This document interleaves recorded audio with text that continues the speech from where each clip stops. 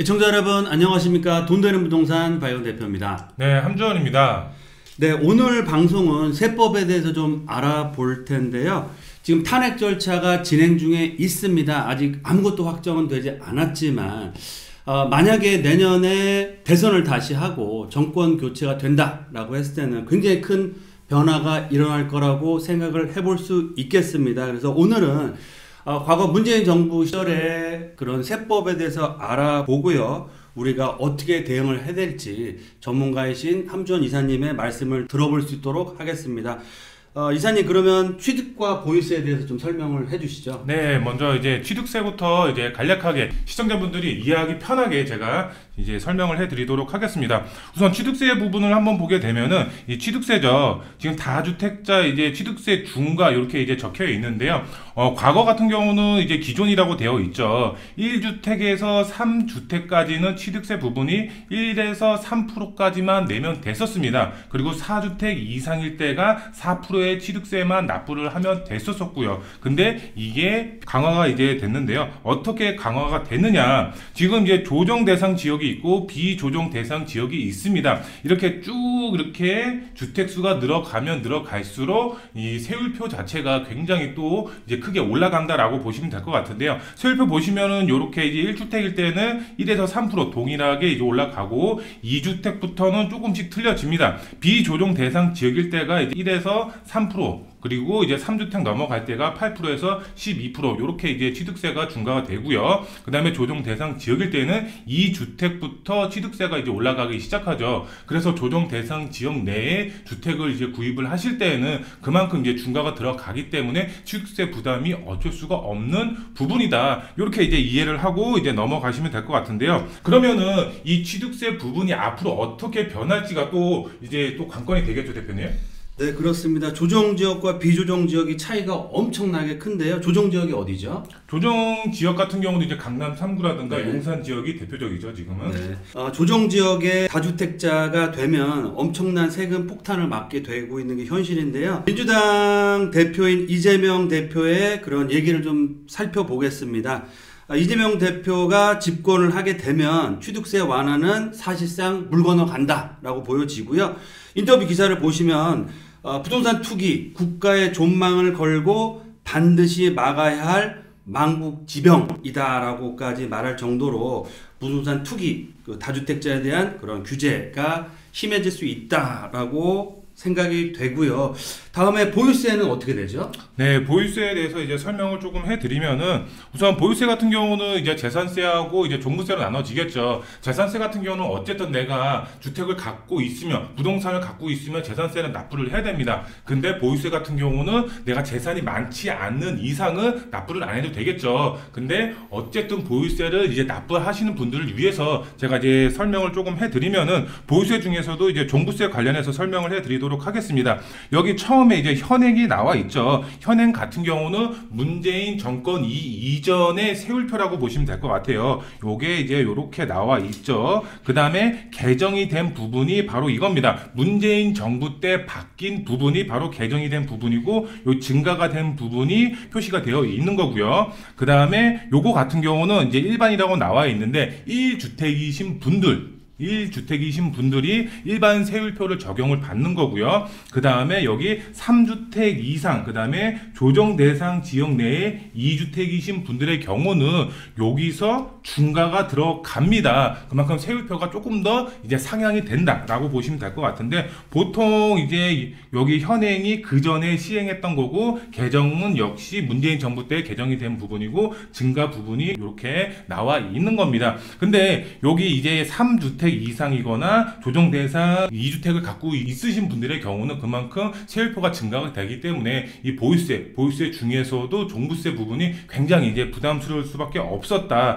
이렇게 이제 보시면 될 것 같고요. 그 다음 내용을 또 보시게 되면은 공정시장가액 비율을 이제 조금 설명을 해드려야 될 것 같아요. 공정시장가액 비율 자체는 말 그대로 대통령령으로서 1년에 한 번 변경이 가능하다라고 보시면 될 것 같은데요. 과거 같은 경우는 60%의 공정시장가의 비율을 이제 계속 매기고 있었습니다. 그런데 이것을 문재인 정부 때 90%까지 상향을 했다가 요번에 윤석열 정부 때 이걸 다시 빽했습니다. 다시 빽해서 60%로 적용을 받고 있었는데 제가 봤을 때는 이 보유세 자체가 굉장히 또 크게 강화될 확률이 높기 때문에 이게 90%로 인상이 될 확률이 굉장히 높다. 이 공정시장가액 비율 자체를 조금 더 신경을 써야 되는 이유 자체를 제가 예시를 들어서 설명을 조금 해드리면은, 우리가 시가 20억짜리 아파트를 내가 보유를 하고 있다라고 가정을 한번 해보도록 하겠습니다. 근데 여기 공시지가로 우리가 보유세를 납부를 하게 되겠죠. 종부세 같은 경우는 공시지가 이제 70%로 적용을 했을 때 20억짜리 아파트가 14억짜리 공시지가 금액으로 변하겠죠. 그럼 이 14억에서 내가 1주택일 때는 12억의 기본 공제 금액이 들어가고, 그 다음에 내가 2주택 이상이다 그러면은 각자 9억의 공제 금액이 들어갑니다. 근데 이 금액에서 여기 이 0.6과 0.9가 또 이렇게 표시가 되죠. 공정시장가액 비율을 우리가 알아야 된다고 말씀을 드렸죠. 여기서 이 곱하기 0.6을 할 것인가 아니면 0.9를 할 것인가에 따라서 이 세율표를 여기에 또 적용을 하는 겁니다. 그만큼 많이 낼 수도 있고 많이 적어질 수도 있는 게 이 공정시장가액 비율 자체가 굉장히 중요한 항목으로 작용이 되기 때문에 제가 이제 설명을 드린 건데, 이 공정시장가액 비율 자체가 상향이 될 수도 있다. 60%에서 90% 인상이 되면 차이가 굉장히 많이 나겠네요. 그렇죠. 굉장히 또 차이가 크게 발생이 될 수가 있다. 좀 설명을 드릴 수가 있을 것 공시가 같고요. 현실화는 어떻게 되나요? 네, 공시가 이제 현실화 자체는 지금 윤석열 정부 자체가 이것을 이제 3년째 동결을 시켰습니다. 근데 이제 문재인 정부 때 이 공시지가 자체를 시가의 90%까지 끌어올린다라고 했었습니다. 법적으로 아직 살아 있습니다. 그렇기 때문에 이 시가 90%까지 끌어올린다라고 했을 때에는 보유세 부담이 그만큼 커질 수밖에 없다. 제가 이제 앞서서 이제 공시가 70%라고 이제 말씀을 드렸죠. 이게 90%로 바뀌는 겁니다. 이게 90으로 바뀐다라고 했을 때는 지금은 70%지만 90%다. 그러면은 당연히 또 보유세가 크게 또 상향이 될 수가 있는 부분이다. 부담이 많이 가겠네요. 네, 그렇습니다. 그렇죠. 그러면 보유세에 대한 규제가 만약에 정권이 바뀐다고 했을 때는 더욱더 강화될 확률이 높다고 생각하시는 거죠? 네, 맞습니다. 네, 또 이재명 대표의 그런 과거 인터뷰 기사를 좀 살펴보면 공약 중에 하나입니다. 부동산 불로소득과의 전쟁을 하는데 그의 선봉은 뭐다? 국토 보유세를 신설하겠다라고 표명을 했습니다. 기업과 개인이 가지고 있는 부동산에 대한 세금을 걷겠다는 얘기인데요. 국토보유세가 신설이 돼서 거두면 약 30조에서 40조 가량의 세원을 걷어서 그 금액으로 기본소득으로 해서 국민들에게 나눠주겠다라는 그런 공약 또한 얘기를 한 게 있습니다. 예, 맞습니다. 그만큼 보유세 자체가 굉장히 또 크게 상향이 될 수가 있는 그런 부분일 것 같습니다. 부동산을 취득하는 것도 중요하지만 보유할 때 보유세가 커진다라고 하면 그만큼 소유자들, 집을 갖고 계신 분들에게는 엄청난 그런 부담이 될 수 있다. 네, 그렇게 맞습니다. 보시는 거죠? 네, 알겠습니다. 취득과 보유세에 대해서 알아봤고요. 다음으로는 양도세에 대해서 좀 알아보겠습니다. 양도세는 또 어떻게 되죠? 네, 이제 양도 부분에 대해서 이제 설명을 해드리면, 양도 부분 같은 경우는 이제 2년 미만이죠. 2년 미만 보유 주택에 대해서는 이제 인상이 들어간 부분이 있습니다. 그전 같은 경우는 이제 문재인 정부 이전이죠. 문재인 정부 이전 같은 경우는 1년 미만, 보유 기간이 1년 미만이다. 그러면은 40%의 이제 양도세를 내면 됐었습니다. 2주택일 때는 기본세율만 내면 됐었고요. 근데 이게 인상이 된 겁니다.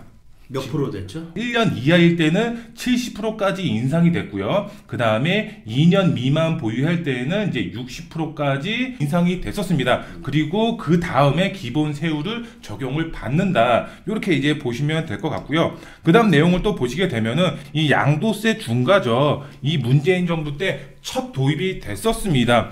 처음 같은 경우는 이제 2주택일 때는 10%, 그 다음에 강화가 또 됐습니다. 여기서 또 강화가 된 건데, 강화가 됐을 때는 또 20%까지 또 10%가 올라갔습니다. 그리고 3주택일 때는 처음에는 20%였는데 요게 또 강화가 되면서 30%까지 올라갔습니다. 그렇기 때문에 이 기본 세율이죠. 이 기본 세율 플러스 요게 또 강화가 되는 겁니다. 20%가 될 수가 있고 아니면 또 30%가 될 수가 있는 부분이기 부분이기 때문에 양도세 부분에 있어서 굉장히 또 부담스러울 수밖에 없었다. 이렇게 또 설명을 해드릴 수가 있겠고, 그 다음에 이제 장기보유 특별공제, 집을 오래 갖고 있으면 있을수록 그만큼 세금을 양도세를 덜 내게끔 하는 게 이제 또 장기보유 특별공제죠. 근데 이게 10년 보유만 하면은 80%의 장기보유 특별공제를 받을 수가 있었는데 이게 나눠졌습니다. 보유, 거주 이렇게 각각 40%씩 나눠줘서 총 80%로 받을 수가 있게끔,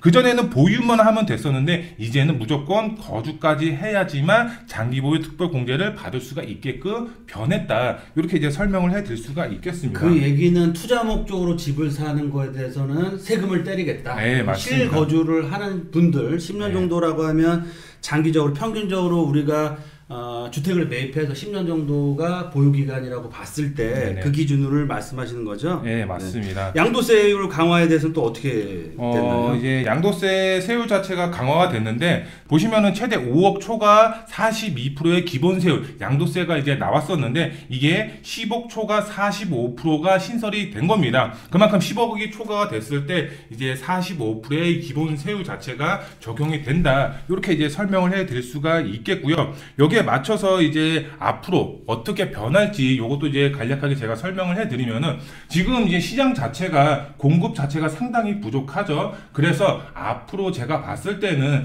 양도세 중과죠. 양도세 중과는 한시적 유예가 계속 유지가 될 것으로 보여지고 있습니다. 그 이유는 말 그대로 이제 다주택자 분들의 매물을 시장에 나오게끔 만들어야 되기 때문에 그게 제일 빠르고 확실한 방법이 될 수 있겠죠. 그렇죠. 맞습니다. 그렇기 때문에 이 한시적 유예는 계속 앞으로 유지가 될 가능성이 높고, 그 다음에 이제 세율표 자체가 이제 이렇게 이제 강화가 됐는데 이 추가적인 완화는 없을 듯하다. 이렇게 이제 보시면 될 것 같은데, 이재명 대표 자체가 이제 중과세 완화 요 얘기를 했었습니다. 본인은 중과세 완화 요것을 이제 적극 추천한다. 이렇게 얘기를 했었는데 1주택자에 한해서만. 네, 그렇죠? 맞습니다. 근데 민주당 자체에서는 이재명 대표와 우리는 의견이 틀리다. 이렇게 또 얘기를 했었습니다. 그만큼 제가 봤을 때는 한시적 유예는 유예가 될 것으로 보여지고는 있지만 양도세 자체, 세율표 자체 아니면은 장기보유 특별공제라든가 아니면은 요렇게 보유 기간이 적은 분들, 요런 분들한테 양도세 혜택을 주지는 않을 것 같다. 이렇게 설명을 해드릴 수가 있겠습니다. 그러면 전체적으로 다주택자에 대한 세금 규제는 강화될 것이다. 네, 맞습니다. 보시는 거죠. 아직 네. 뭐 100% 확정된 건 아닙니다. 하지만 앞으로 정권이 바뀐다고 하면 부동산 관련된 세금 규제는 더욱 강화될 것이다 라는 걸 아시고 대응을 하시면 좋을 것 같고요. 네.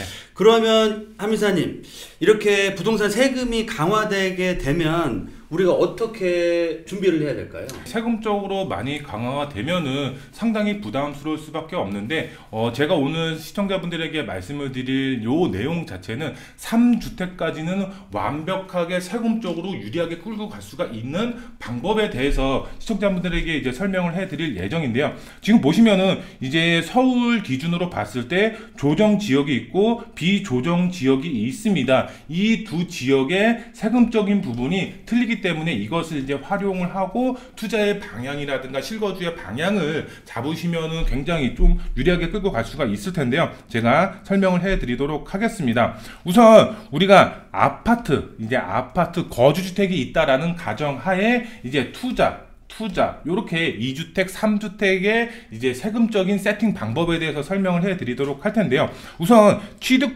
취득세 부분에 대해서 설명을 해 드리면은 조정 대상 지역, 그 다음에 비조정 대상 지역, 첫 주택은 상관이 없습니다. 조정 지역이든 비조정 대상 지역이든 어쨌든 취득세는 1.1%에서 3%, 말 그대로 취득 가액에 따라서 최대 3%까지 나올 수가 있기 때문에. 근데 이제 두 번째 주택이죠. 두 번째 주택의 경우는 아파트를 투자를 하던 이제 빌라를 투자를 하던 비조정 대상 지역 내에 투자를 하셔야 됩니다. 왜? 취득세가 틀려지기 때문에.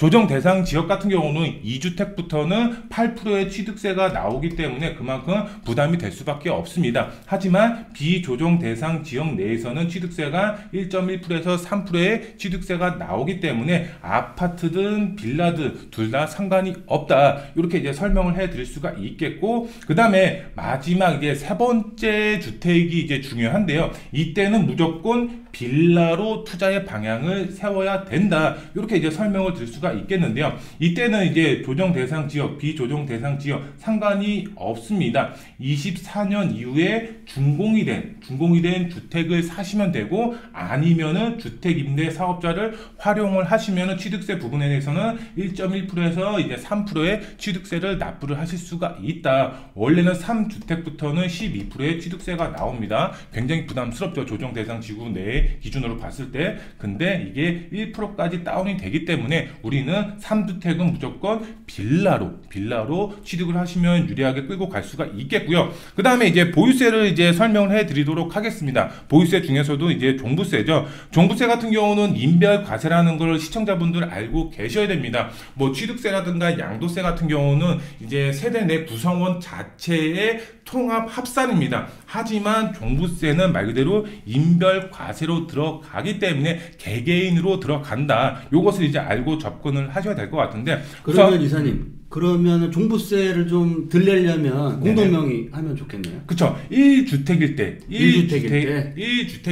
이제 고가주택이다. 그러면은 이제 부부 공동 명의로 하는 게 개인당 9억씩이니까 18억까지. 근데 이게 시가 기준으로 약 25억까지 종부세를 납부를 하지 않을 수가 있기 때문에 1주택 고가주택이다. 그러면은 이렇게 세팅을 하시는 게 유리하실 것 같고, 여기에 또 투자를 해야 된다. 그러면은 이제 조금 틀려지겠죠. 그거에 대해서 제가 좀 설명을 해드리면은, 우선 이제 거주택이죠. 거주주택은 이제 개인 명의로 들어가는 게 훨씬 더 유리합니다. 남편 9억까지는 공제를 받을 수가 있습니다. 이제 2주택 이상 넘어갈 때는 우리가 이제 12억까지 공제가 아니라 인당 9억까지 공제로 변경이 되기 때문에, 그리고 두 번째 주택 같은 경우도 이제 남편 명의로 하나 했으니까 부인 명의로 9억까지 또 공제를 받으시면 될 것 같고요. 근데 여기서 봤을 때 아파트 공시지가는 비싸니까 제가 봤을 때는 빌라로 취득을 하시는 게, 빌라 같은 경우는 보통 아무리 공시지가가 높아봐야 2억에서 3억 정도, 요 정도 이제 공시지가로 이제 되어 있으니까, 이제 나중에 세 번째 주택을 취득을 할 때 공제 금액 남은 명의로 등록을 하실 때 부인 명의로 이제 등기를 한다라고 했을 때에는 그만큼 종부세도 납부하지 않게끔 세팅을 하실 수가 있다. 그리고 이제 양도세 이제 설명을 해드리면은, 양도세 같은 경우는 이제 앞서 설명을 드렸지만 중과세 유지가 그대로 이제 적용이 될 것으로 보여지고 있습니다. 그만큼 이제 중과는 앞으로 없을 수도 있다. 이런 가정하에 이제 설명을 드리면은 기본 세율만 적용이 되겠죠. 중과가 안 된다라는 가정하에. 그러면 우리는 적어도 2년 후에 보유를 2년 하고 나서 이제 매도를 해야지 기본세율 적용을 받을 수가 있겠죠. 제가 앞서서 이제 설명을 드렸죠. 1년 미만일 때 70% 양도세가 나오고, 그 다음에 2년 미만일 때는 60%의 양도세가 나옵니다. 그만큼 이 기간이 적으면 적을수록 양도세는 높기 때문에 무조건 2년 이상은 보유를 하고 매도를 하시는 게 기본세율 적용을 받을 수가 있는 방법이다. 이렇게 이제 또 설명을 해 드릴 수가 있겠습니다. 그리고 이제 마지막으로 완벽한 3주택 세팅 전략에 대해서 조금 종합적으로 설명을 해드리면은, 우선 이제 거주택 비과세를 이제 많은 분들이 생각을 하십니다.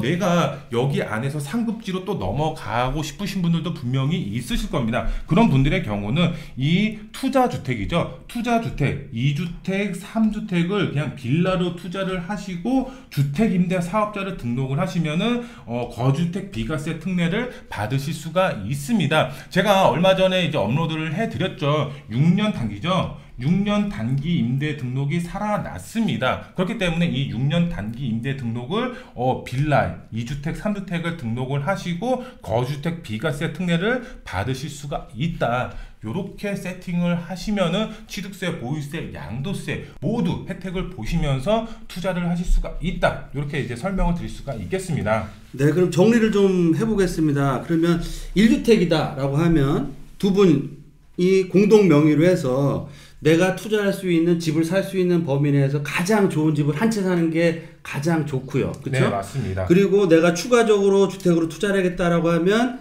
아파트는 비조정 지역, 네, 그렇죠. 아니면 빌라를 투자하셔야 되는데 아파트 두 채를 갖고 가시면 좀 부담이 많이 될 수도 있으니까 실거주하시는 데는 정말 내가 투자할 수 있는 제일 좋은 지역에 공동명의로 집을 가지고 계시면서 투자는 주임사나 신축주택을 중심으로 한 재개발이 될 수 있는 지역에 투자하는 게 가장 좋다. 네, 이렇게 맞습니다. 보면 좋을까요? 네, 맞습니다. 네, 알겠습니다. 네, 설명 잘 들었고요. 그러면 마지막으로 가장 중요한 겁니다. 내년 2025년도 집값에 대해서 걱정들이 굉장히 많으시는데요. 많은 정책이라든지 정권 변화라든지 이런 변수들이 굉장히 많이 있습니다. 그러면 정리를 해서 앞으로 우리가 내년에 어떻게 시장에 대응해야 될지 말씀을 좀 해주시죠. 네, 첫 번째로 봤을 때는 이제 아파트 자체, 그 다음에 비아파트 자체의 공급 자체는 지금 상당히 부족합니다. 올해도 부족하고 내년에도 부족합니다. 그렇기 때문에 이 다주택자분들의 이제 양도세 규제는 앞으로 이제 힘들 것 같다. 규제는 하지는 않을 것 같다. 중과세죠. 중과는 하지는 않을 것 같다. 이렇게 이제 설명을 드릴 수가 있겠습니다. 우선 그거에 반대로 또 다주택자분들의 취득세 강화, 그 다음에 다주택자분들의 보유세 강화는 굉장히 또 높을 것 같다. 이렇게 또 설명을 드릴 수가 있는데요. 그 이유를 조금 이제 설명을 해드리면은 취득세, 그 다음에 보유세를 강화를 해서 양도세는 낮추면서 다주택자분들의 물건을 시장에 나오게끔 그만큼 공급이 부족하기 때문에 이렇게 이제 2025년도 정권이 바뀌면 이렇게 흘러가지 않을까, 이렇게 이제 또 생각이 될 수가 있겠습니다. 그리고 정비 사업을 통한 이제 장기적인 공급 자체가 이제 한계가 있습니다. 그만큼 오래 걸리겠죠. 정비 사업을 통해서 공급을 하려면. 그렇기 때문에 취득세, 보유세 강화를 통한 단기적인 공급 자체를 추진하지 않을까, 이렇게 또 생각이 되고 있습니다.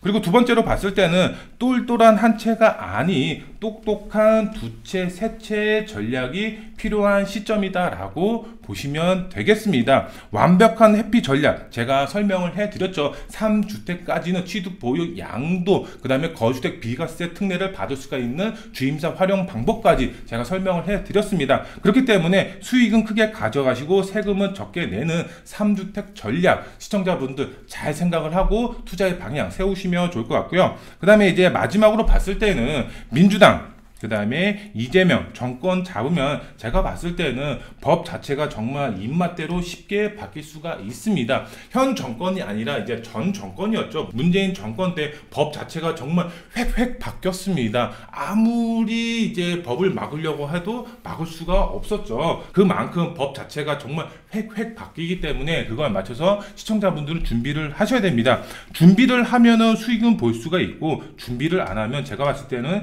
2025년도 재앙 시작된다라고 설명을 드릴 수 있을 정도로 세금적으로 부담이 많이 될 수가 있는 한 해가 되지 않을까, 이렇게 생각이 되고 있습니다. 네, 말씀대로 하면 일단은 가장 중요한 건 똘똘한 채 현상이 더욱더 심화될 거라고 생각이 되고요.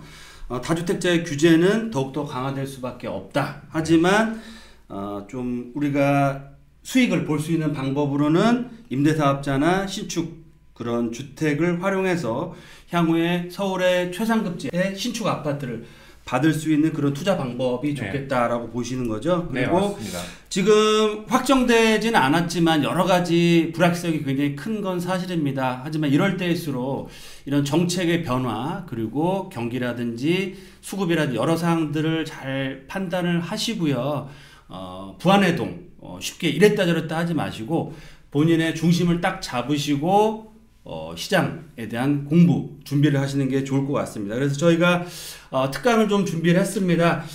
지금 내 자신을 지켜줄 수 있는 사람은 아무도 없습니다. 내 자신, 내 자산을 지켜줄 수 있는 건 나밖에 없다라고 생각이 되고요. 특히 또 내 사랑하는 자녀를 위해서 집을 하나 사주고 싶은데 상당히 어려운 게 현실입니다. 그래서 이런 대격변하는 불확실성이 큰 시장 상황에서도 서울의 핵심적인 지역, 미래 가치를 단기적으로 1년만 보지 마시고요. 정권은 4년이면 또 교체가 될 수 있습니다. 이런 정책에 일희일비하지 않고 좀 중장기적인 관점에서 서울 그 중에서도 최상급지의 신축 브랜드 아파트의 가치는 앞으로 어떻게 될까요? 그 생각을 해보시면 답이 나올 것 같습니다. 매주 금요일 날 투자 상담을 해드리고 있고요. 서울 최상급지입니다. 제가 늘 말씀드린 것처럼 서울에서 앞으로 최고가 아파트 나오는 지역 딱 세 군데라고 볼 수 있겠는데요. 용산권이요. 그리고 강남을 필두로 한강변, 그리고 활발한 재개발 사업이 추진되는 역세권 재개발 사업입니다. 그래서 용산, 한강변, 역세권 쪽으로 해서 지역 분석을 해드릴 거고요. 투자 금액도 정말 초소액입니다. 1억대로 투자할 수 있고요. 용산 같은 경우도 2억대로 투자해서 향후에 용산에서 가장 비싼 아파트를 받을 수 있는 재개발 지역 분석 또 매물 추천까지 해드리고 있습니다. 그래서 궁금하신 점 있으시면 언제든 저희 회사로 편하게 전화 주시고요. 구독과 좋아요도 꼭 눌러주시고 최근에 저희 방송을 보시고 많은 분들이 자기 의견을 댓글을 달아주고 계십니다. 댓글을 통해서 좋은 의견들 보내주시고요. 그런 의견들이 모여서 또 좋은 정책, 또 우리나라를 또 좀 더 좋은 나라, 살기 좋은 나라로 바꾸는데 큰 힘이 되지 않을까라는 생각도 해보고 있습니다. 네, 이제 오늘 영상은 여기서 이제 마무리해 드리도록 하겠습니다. 조금 더 이제 궁금하신 점 언제든지 이제 댓글 남겨주시면 댓글 달아드리도록 하겠고요. 다음 영상에 더 알찬 정보로 찾아뵙도록 하겠습니다. 감사합니다. 감사합니다.